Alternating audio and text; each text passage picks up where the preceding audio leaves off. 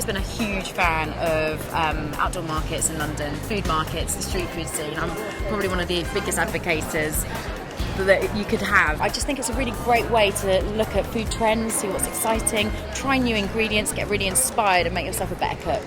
So we're in the middle of the city, the heart of London, and OneNewChange is this sort of pretty new shopping centre that has this amazing space.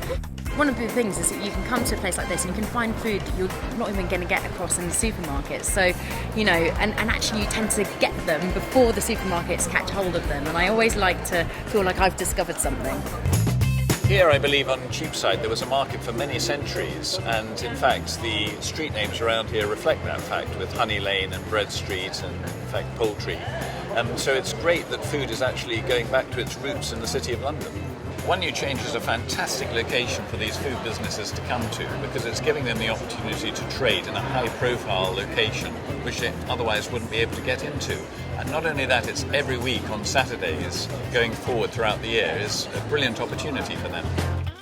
So this is Curtis, and he is the local honey man. The honey that the bees produce from the different plants are very different. And then depending on the flora that the bees are fed on, you get a totally different honey. A biscuit is a cross between a biscuit, cookie and a cake. The reason I came up with inventing this biscuit was I wanted to create something that looked great but also tasted amazing and had lots of flavour and texture. We use things like matcha green tea, chilli, and everything is all natural. How important is market trading to you? You know, you don't want to be naive about business. You want to get feedback, direct feedback. It's a way to market's an easy way to test that out, but it's enjoyable. You just get to talk about what you love. The reason I'm making Mexican cheese is, as an American, it's something that is a product that a lot of Americans really love. And there's a growing number of Mexicans living in London. And the reason I started making this cheese is because it just hasn't been available here until now.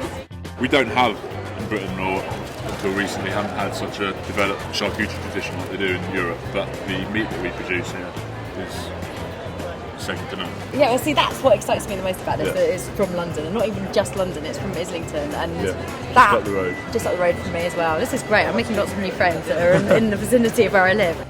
To be in the centre of London, it just makes perfect sense to have this new, thriving food market.